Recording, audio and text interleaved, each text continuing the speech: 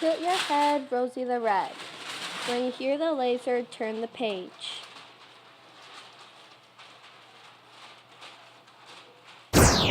Every night at bedtime, Rosie took her special red cape and hung it on her bedpost. And every morning she tied it over her shoulders before leaping out of bed to start the day.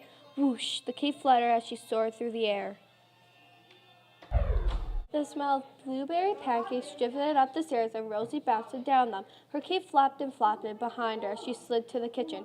"I'm here," she announced it, and her mother wrapped her in a big hug. Rosie sat next to her brother, who reached over and tugged on the cape. "You're wearing it again?" he asked. Rosie smiled and dug into her pancakes. "It just feels right," she said. "You know, they won't let you wear that thing in school," he said.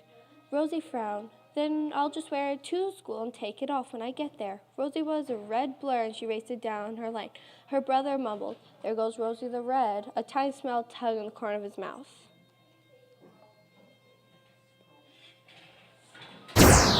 Rosie loved listening to the city sounds on the way to school. The tweets of crossing guards' whistles, the bring-brings of bicycle bells, and the whirs of skateboard wheels.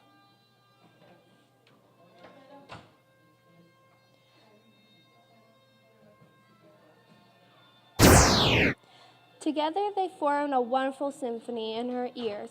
Even more than listening, Rosie loved seeing the things from every angle that had taken lots of practice.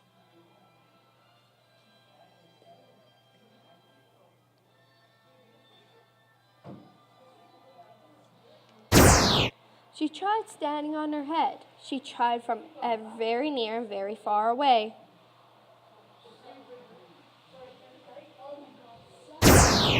She tried from up high and down low. No, whenever she needed to figure something out, or notice something new, or see a thing through someone else's eyes, all she had to think was, "Tilt your head, Rosie the Red," and it worked. That was the good, because today was going to be tilt your head kind of day. A new symphony of sounds had begun. The rafts of dribbly basketballs, the cling of swings and snap of jump ropes in the dirt, and the laughter of children. But as Rosie crossed the schoolyard, she heard a different sort of laughter, the kind that gave her shivers.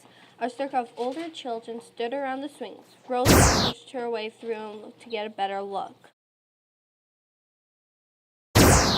There on a swing sat Fanmita, the new girl Rosie's class. She trembled as she held tight the chains either side. A long sea of pointing fingers and jeering faces. Fanmita was doing her best not to cry. Some of the children looked scary and mean. Rosie could see the words biting in Fanmita as they made fun of her hajbio she wore. Not all of them were taking part. Some looked unhappy as they were happening, but seemed to be afraid to say so.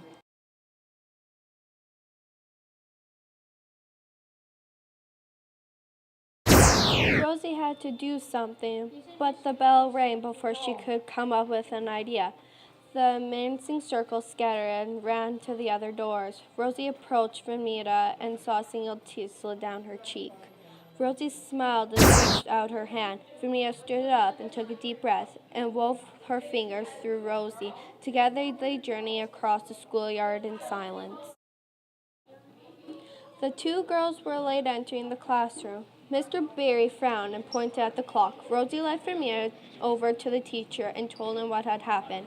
As he listened, Mr. Barry's face grew more and more serious. He turned to the class and spoke about people should be nice to one another. Rosie watched her classmates. They must be something they could do to make Vermeer feel welcome. "Tilt your head, Rosie the Red," she thought, and just like that, Rosie had an idea. She whispered something in Fanmita's ear. Eyebrows raised. Mr. Barry watched as Rosie removed her cape and handed it to Fanmita. With the nipple fingers, Fanmita arranged the cape around Rosie's head. Then she pulled an extra pin from her own hijab to keep Rosie's new one in place. Of course, they were not passive, whisper, questions asked and reminded of Mr. Barry to be quiet, but that was to be expected. The girls took their seats, not got straight to work. At the end of the day, Rosie and Samantha agreed to meet by the swings the following morning. Rosie arrived at the school, usually symphony of basketballs, jump ropes, laughter, and play. When Rosie didn't see Famira, but did see a crowd gather around the swings, her heart began to pound. She raced forward, afraid of what she might find. On the very same swing sat smiling Famira. She reached out to Rosie and turned her around to face the other kids, skating for every imaginable style of color adorable of the heads of the girls in the circle. For the first time in her life, Rosie was speechless. Fedmia gave Rosie's hand a little squeeze and tilted her head to one side. You know what, Rosie? If we remember to look things a new way, everything is possible.